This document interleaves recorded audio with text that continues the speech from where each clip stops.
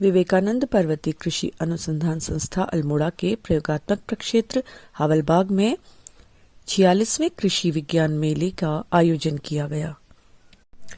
इस समारोह में मुख्य अतिथि पद्म भूषण डॉक्टर राजेंद्र सिंह परोदा, पूर्व सचिव कृषि अनुसंधान एवं शिक्षा विभाग भारत सरकार एवं महानिदेशक भारतीय कृषि अनुसंधान परिषद नई दिल्ली रहे।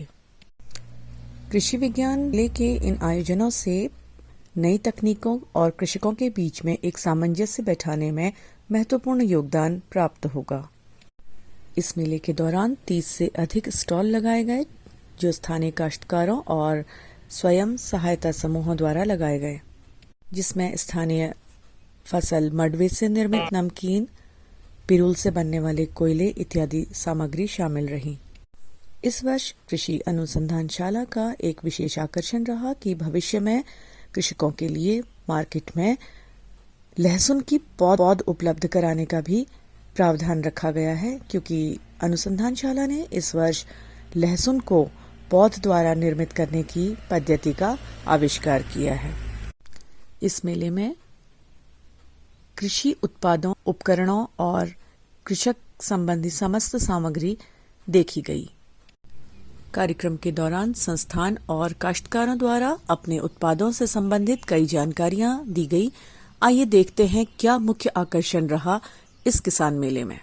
आप क्या लेकर गए हैं पिरूल से बना हुआ? पहाड़ों में आप जानते हैं कि जो है आग लगना एक बहुत बड़ी समस्या है। तो आग लगना यहाँ है, इससे फॉरेस्ट फायर बहुत ज़्यादा होता है, इससे पूरी बायोडाइवर्सिटी लॉस होती है। तो हमने क्या किया है, हमने कुछ पिरूल से कुछ प्रोडक्ट बनाए हैं। जैसे ये आप फाइल कवर देख रहे हैं, फाइल कवर ये बनाया हमारे मशीन से तैयार हुआ है। इसमें आपका पूरा पिरूल से बना हुआ है, पिरूल से बना। इसी में ऐसी एक ये लिफाफा है, लिफाफे में आप पता वगैरह लिख सकते हैं, लिफाफा है। इसी तरह एक मीटिंग फोल्डर है, आजकल मीटिंग में देखते हैं आप, ये मीटिंग के फोल्डर बने हुए हैं। इस तरह मीटिंग के फोल्डर है, तो ये मीटिंग के फोल्डर इनसे बनाए हुए हैं। आप जानते हैं जैसे जैसे इससे महिलाओं को रोजगार भी मिलता है, और साथ में होता क्या है कि जब रोजगार के साथ साथ लोगों में ये जंगल से पिरूल इकट्ठा होता है तो आग नहीं लगती तो हमारे जंगल सुरक्षित रहते हैं। अच्छा, ये क्या है? ये दूसरे खास आइटम ये है, ये बायो ब्रिकेट इसका नाम है। बायो ब्रिकेट बनाने के लिए सबसे पहले हम पिरूल को इकट्ठा करते हैं, उसको एक गड्ढे में डाल के हाफ बर्न करते हैं, हाफ बर्न करके उसको छान लेते हैं। उसके साथ मिट्टी और पानी मिलाते हैं, 30% मिट्टी और पानी के साथ मिला के इस खांचे में डाल देते हैं। आप देख रहे हैं इस तरह का एक खांचा बनाया है हमने, इस खांचे में हम इसको डाल देते हैं। ये खांचे में डालने के बाद फिर हम इसे सुखा लेते हैं। अब ये जो है तरीके आधा घंटा जलता है और बिना भीगे जलता है। इसकी अगेठी हमने बनाई हुई है, अगेठी में आप डालिए, महिलाएं अपने घर में आग भी सेक सकते हैं, और गर्मी के दिनों में कमरे में गर्म करता है, खाना भी बनाता है साथ में, और जो धुएं से बनने वाले रोग होते हैं, जो धुएं से रोग होते हैं, उससे भी बचता है। अच्छा, ये प्रोडक्ट कहाँ पे बन रहा है इस समय? ये इसमें हमारे जीवी Pant national institute of Himalayan environment है हमारा, यहीं से सामने हमारा इंस्टीट्यूट है जीवी पंत का। उसे इस तरह के शॉपिंग बैग भी हम इससे बनाते हैं। कॉस्ट पड़ रही है इनकी 10 रुपए कॉस्ट है, अभी प्रेजेंट कॉस्ट इनकी 10 रुपए है, और अगेठी की कॉस्ट 300 रुपए की एक अगेठी है। साथ ही साथ हमारे हम कुछ टी के प्रोडक्ट्स हैं, हम हमारे इंस्टीट्यूट तैयार करता है इनको।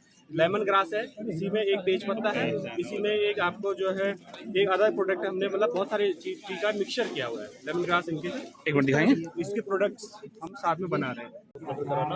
साथ ही जो रबी की फसलें हैं उनका क्षेत्र में कैसा प्रदर्शन हो सकता है वो किसानों को दिखता है। इसमें करीब 30 के करीब हमारे स्टॉल लगे हैं, इसमें गवर्नमेंट डिपार्टमेंट के भी हैं और जो सीड विक्रेता हैं उनके भी हैं, और कुछ फार्मर्स के जो स्वयं सहायता समूह बने हैं उनके अपने प्रोड्यूस के भी इसमें लगे हुए हैं। जैसे इस किसान मेले में हम लोग 2 नई किस्मों का लोकार्पण कर रहे हैं। एक मडवा की किस्म है VL मडवा 400, और एक सोयाबीन का किस्म है VL सोया 93 के नाम से।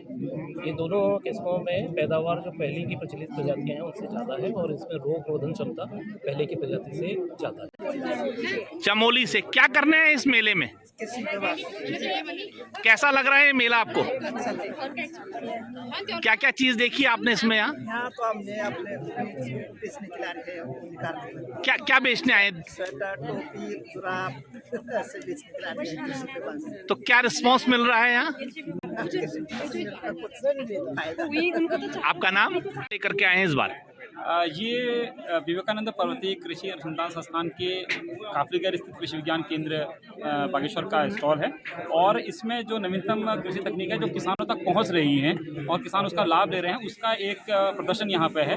और जो तकनीकी बारीकियाँ हैं वो तो हम अपनी बातचीत के साथ में किसानों को बता ही रहे हैं। तो जैसे इस वक्त प्राकृतिक खेती का एक सरकार का भी बहुत बड़ा जोर है और इसके ऊपर कृषि विज्ञान केंद्र ने जो काम कर रखे हैं और किस प्रकार से जो है किसान सूक्ष्म रूप से उसको समझ सकता है। प्राकृतिक खेती के जो आयाम है जिसको हम आपके जीवामृत, बीजामृत और पलवार और आच्छादन जिसको बोलते हैं, तो इनके चीज़ों को उपयोग करते हुए किस प्रकार से गौ आधारित खेती जो है वैज्ञानिक रूप से कर सकता है, उसके बारे में पूरा एक मॉडल के रूप में लाए हुए हैं कि क्या क्या चीज़ों को प्राकृतिक खेती के अंतर्गत वो कर सकता है। और जैसे कि ये इसका जीवामृत बना हुआ है, इसका उपयोग भूमि में बीजाणुओं की संख्या बढ़ाने में, कीटाणुओं की संख्या कम करने में होता है। और उसी के साथ साथ जो सब्जी के पौधे हैं इस मौसम के, टमाटर इत्यादि के, वे भी यहाँ पर उपलब्ध हैं। और उसी के साथ साथ अजोला, ये एक ऐसा चारा है जो मछलियों के लिए, मुर्गियों के लिए, जानवरों के लिए, गाय भैंसों के लिए हमारे, और बहुत ही ज़्यादा प्रोटीन युक्त है। तो ये हमारे वहाँ से उपलब्ध भी होता है और इसमें प्रोटीन की मात्रा बहुत ज़्यादा है। जो हम हरा चारा खिला रहे हैं उसको खिलाने के साथ साथ ये चारा अगर हम खिलाते हैं तो हमारे जो जानवर है उसका शरीर पुष्ट होता है, दूध की मात्रा बढ़ती है और इसके लिए कोई विशेष कार्य नहीं करना होता है। यानी कम लागत की जितनी भी चीज़ें हैं वो हम लेके आए हैं। उसके अलावा किसान का प्रोड्यूस भी जो है हमारे बीच में है। जो उदेरखानी गाँव है जहाँ की विवेकानंद संस्थान की हमारी अनुसूचित जाति उपयोजना जो चलती है कृषि विज्ञान केंद्र के बागेश्वर के माध्यम से, उसका कृषक उत्पाद ये है जहाँ की मौसम को ध्यान में रखते हुए अलग अलग समय पर मशरूम जो है लगाया जा रहा है ताकि हम साल में अधिक से अधिक जो है मशरूम का पैदावार दे सकें। डॉक्टर साहब, ये तो बात आई कि आप क्या लेकर के आए हैं और क्या चीज़ है। अब थोड़ा सा हमारे दर्शक ये जानना चाहेंगे कि इन सब की जानकारी उनको मिल जाती है, लेकिन उनको कहाँ से उपलब्ध होगा और किस तरीके से उन्होंने इसका अप्लाई करना है, क्या है, थोड़ी प्रोसेस बताइए। जैसे अगर हम प्राकृतिक खेती की बात करते हैं तो इसका तो उद्देश्य यही है कि किसान इसके सभी निवेश अपने घर पर गौ आधारित बना सके। तो इसमें केवल गौमूत्र, आपके गाय का गोबर, उसके अलावा बेसन या दाल का कोई भी अगर आपके पास आटा है वो, और उसके अलावा थोड़ा सा चूना और मिट्टी, इसके अलावा बाकी किसी विशेष चीज़ की जरूरत काश्तकार को नहीं पड़ती है। तो इसमें विशेष रूप से यही इसका सबसे बड़ा उद्देश्य है कि किसान की लागत को कम किया जाए। जो वो बाजार के ऊपर निर्भर है उसकी बाजार की निर्भरता कम करी जाए और उसकी गौ आधारित जो निर्भरता है उसको बढ़ाया जाए ताकि उसका फार्म जो है अपना सेल्फ सस्टेन हो पाए, अपने में काम कर सके। अगर मशरूम की हम बात करते हैं तो मशरूम में सरकार के द्वारा काफ़ी योजनाएं चल रही हैं क्योंकि हमारे वहाँ से प्रशिक्षण और प्रदर्शन शुरू किए लगते हैं। उसके बाद किसान को सरकारी योजनाओं का लाभ लेते हुए अपने को सक्षम बनाना होता है, जिसमें कि इस वक्त में अगर हम जनपद बागेश्वर की अपनी बात कर रहे हैं तो 50% जो है इसमें अनुदान उद्यान विभाग के माध्यम से मिलता है। अगर फार्मर ट्रेन है तो वो उद्यान विभाग से संपर्क करता है और उद्यान विभाग से इसकी कंपोस्ट जो है, क्योंकि बनी बनाई कंपोस्ट इसकी आती है जो विवेकानंद संस्थान में तो उपलब्ध होती है। उसके अलावा अगर राज्य सरकार की बात करते हैं तो वो जोरीकोट जो आपका लैब है वहाँ से भी बनती है। उसके अलावा कुछ प्राइवेट जो आपके इनके कंपोस्ट बनाने की यूनिटें हैं उनको भी सरकार ने अनुशंसित किया है कि जहाँ से काश्तकार उसको ले सके ताकि वो समय का उपयोग कर सके। एक ही जगह से एक साथ क्योंकि काश्तकार लेके आता है तो एक साथ प्रोडक्शन होता है, तो अगर वो अलग अलग समय पर लाते हैं तो एक मार्केट में फ्लो बना रहता है चीज़ का और वो चलते हैं। अच्छा, आपने प्रशिक्षण की बात कही तो मैं चाहूँगा कि थोड़ा हमारे काश्तकार को बताइए कि प्रशिक्षण लेने के लिए क्या नियम होता है और किस तरीके से कर सकते हैं। अगर हम बात करें कृषि विज्ञान केंद्र के पूरे भारतवर्ष में स्थापना पे, तो कृषि विज्ञान केंद्रों का स्थापना इसीलिए किया गया है कि जो ट्रेनिंग का गैप है, ट्रेनिंग का जो अंतर है वो कम किया जा सके। तो कोई भी काश्तकार अगर अपनी ट्रेनिंग करना चाहता है तो सबसे पहले तो उसको अपने जनपद का जो कृषि विज्ञान केंद्र है, जैसे हमारा जनपद बागेश्वर का काफलीगढ़ में है, उसी प्रकार से उत्तराखंड के सभी 13 जनपदों में कृषि विज्ञान केंद्र स्थापित हैं, तो उनसे संपर्क किया जा सकता है। अगर वो उस ट्रेनिंग को कराते हैं, किस समय पर कराते हैं और उसके अलावा वहाँ पर कितने दिन की वो ट्रेनिंग होती है। जैसे मशरूम की है तो मशरूम की हम 1 दिन की ट्रेनिंग भी कराते हैं, 3 दिन की भी कराते हैं, 7 दिन की भी कराते हैं और स्किल इंडिया के अंतर्गत 21 दिन की ट्रेनिंग भी इसमें हम लोगों ने कराई थी, जिसके उपरांत काफ़ी काश्तकार जो है आगे की तरफ आए हैं और मास्टर ट्रेनर बने हैं। अगर आपने जो है भगवत सिंह कोरंगा जी एक हैं दुलम गाँव कपकोट के, उनका नाम सुना होगा, तो मशरूम मैन के नाम से उनको जानते हैं बागेश्वर में। और उसके बाद वो एक मास्टर ट्रेनर बने हैं जो रूट सिटी, जिसको आर सिटी बोलते हैं, जिसका काम भी ट्रेनिंग देना है। तो अगर हम उतनी जगह नहीं जा पाते हैं तो हमारा मास्टर ट्रेनर जो है वो जाते हैं। उसी प्रकार से कुछ और काश्तकार हैं तो मास्टर ट्रेनर बन के भी इस ट्रेनिंग को दे रहे हैं। उसी प्रकार से अगर और चीज़ों के ऊपर भी ट्रेनिंग काश्तकार लेना चाहते हैं तो कृषि विज्ञान केंद्र मुख्य रूप से जो है प्रशिक्षण का ही एक केंद्र है जहाँ पर कि ये सारी जानकारियाँ मिलती हैं और वहाँ पर अगर वो संपर्क करते हैं तो निश्चित रूप से उनकी जो प्रशिक्षण संबंधी जो जिज्ञासा है वो पूर्ण हो। जो लेसन होता है हमारा पहाड़ में, 2 तरह की प्रजाति होती है। एक तो बड़ा लेसन जो बड़ी आँख वाला होता है जो हमारे पहाड़ के लिए होता है, और एक छोटी आँख वाला होता है। तो अगर हम नॉर्थ वेस्ट, हमारा जो उत्तर पश्चिमी पर्वतीय क्षेत्र में देखें, हमारा उत्पादकता ना बहुत कम है। तो इसी को देखते हुए, क्योंकि इसमें क्या होता है, इसकी जो बीज है, जो आँख लगाते हैं, ये उपलब्ध नहीं हो पाती। किसान अगर चाहेगा तो बाज़ार में उसका मिलना मुश्किल होता है, और ये लगभग 8 महीने की फसल होती है। तो किसान के पास अगर 1 हेक्टेयर में खेती करना है इस लहसुन का, तो उसको कम से कम 25 क्विंटल लहसुन घर में रखना पड़ेगा। मतलब 50 नाली में अगर उसको खेती करना है तो 25 क्विंटल घर में रखना होगा। ये संभव नहीं है, हमारे पहाड़ में सीमित है, हमारे पास क्षेत्र नहीं है।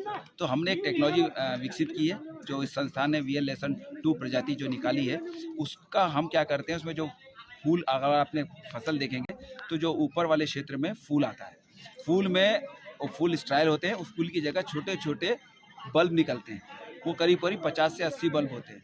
उसको हम बीज की तरह इस्तेमाल करके नर्सरी बना लेते हैं, और नर्सरी बनाने के बाद इसका हम रोपाई 15 दिसंबर के आसपास कर देते हैं, और ये 5 महीने में तैयार हो जाता है। तो ये एक तकनीक है जो अभी रिसेंटली ICAR-VP के सालमोड़ा ने डेवलप की।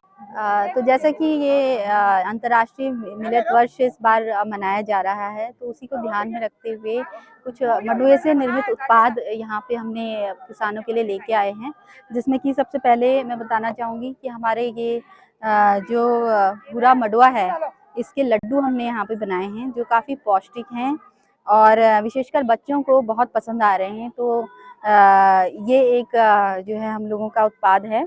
उसके अलावा मंडुए का केक मफ़िन्स के तौर पे हम लेके आए हैं ताकि जो बच्चे हैं वो इनको खाएं, और हमारे जितने फार्मर्स हैं वो भी इसको जाने कि इससे हम केक भी बना सकते हैं, और कुछ जो हमारे युवा जो किसान हैं वो इससे अपनी आमदनी भी बढ़ा सकते हैं।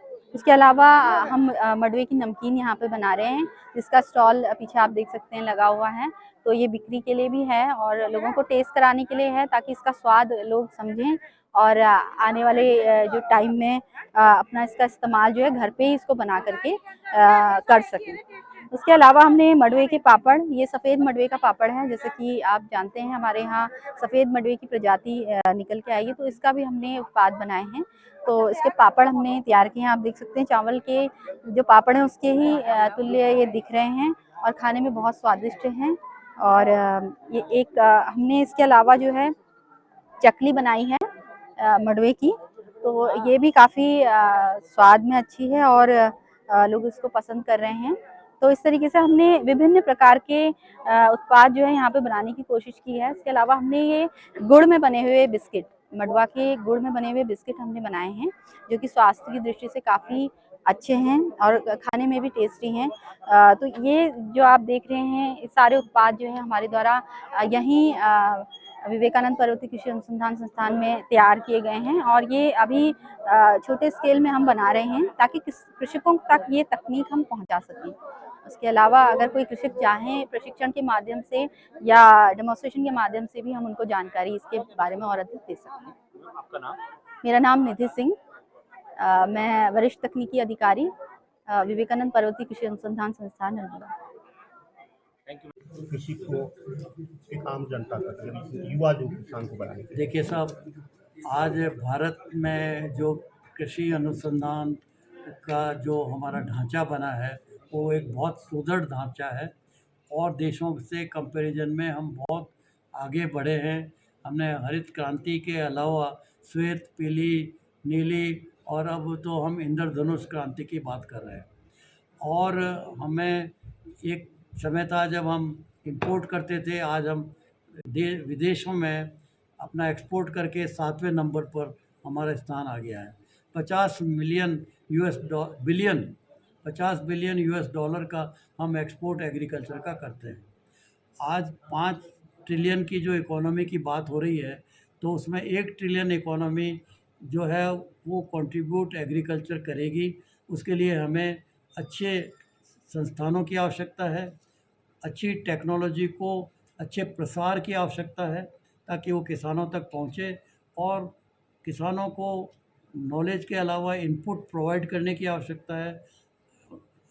एग्रीकल्चर की जो टेक्नोलॉजी है उसको एफिशिएंट बनाने की आवश्यकता है। आज फर्टिलाइज़र हम जो यूज़ कर रहे हैं उसकी एफिशिएंसी नाइट्रोजन की 30% है। तो 30% को अब हम ये ना कहें कि नाइट्रोजन और ज़्यादा यूज़ करें, पर नाइट्रोजन जो यूज़ कर रहे हैं उसकी एफिशिएंसी तो बढ़ सकती है। तो उसके लिए मैकेनाइजेशन, रेजिलियंस लाने की आवश्यकता है और उसकी संभावनाओं के लिए अब आवश्यक होगा कि जो है साइंसदानों का योग ज़्यादा आगे बढ़े और प्रसार के लिए हम युवा पीढ़ी को आगे लाएं, उनको सक्षम बनाएं, टेक्नोलॉजी एजेंट बनाएं, इनपुट प्रोवाइडर बनाएं, नॉलेज प्रोवाइडर बनाएं, एक्सटेंशन एजेंट बनाएं। और कोई भी किसान अगर टेक्नोलॉजी है उसको अच्छी मिलती है, ज्ञान अच्छा मिलता है या सपोर्ट अच्छा मिलता है, तो उस टेक्नोलॉजी के लिए वो पे करना चाहेगा। आज मैं ट्रैक्टर अगर मेरे पास नहीं है तो मैं अपने खेत को जोताने के लिए ट्रैक्टर जो है किसी और युवा को बुला करके करवाता हूँ, तो उसके पैसे भी देता हूँ। अगर वो मेरे प्रोटेक्शन करना है, प्लांट प्रोटेक्शन होना है, दवाई डालनी है, मुझे पता नहीं क्या डालना है, अगर कोई आकर के मेरा प्लांट प्रोटेक्शन करता है तो मैं 1 एकड़ के लिए उसको उसकी जो फीस है वो दूंगा। तो और वो कभी भी गलत चीज़ आपको नहीं देगा क्योंकि उसकी तो कमाई उस पर है। तो युवा पीढ़ी को एक्सटेंशन एजेंट बनाने की आवश्यकता है और सरकार ये सब कुछ नहीं पहुंचा पाएगी। और अब टेक्नोलॉजी जो है वो ऐसी हो गई है जिसमें ज़्यादा नॉलेज की हर संभावनाओं की, चाहे पानी है तो कम लगना चाहिए, अगर फर्टिलाइज़र है तो कम लगना चाहिए, अगर बीज है तो अच्छा हुआ बीज लगना चाहिए, अगर बीज की नर्सरी अच्छी लगानी है तो वो कहीं से मिलना चाहिए। इन सब चीज़ों को करने के लिए जो है वो हमें एक अपने शिक्षा ढांचे को सुदृढ़ करना होगा। और इसलिए मैं कहता हूँ कि motivating and attracting youth in agriculture, हमें माया, ये जो माया का कंसेप्ट है, ये माया अगर होगी तो किसानों की भी माया बढ़ेगी। और वो जो हम अब तक कहते आए हैं कि भारत एक कृषि प्रधान देश है, पर हमने कृषक को प्रधान नहीं बनाया, तो उस कृषक को हमें अब प्रधान बनाना है।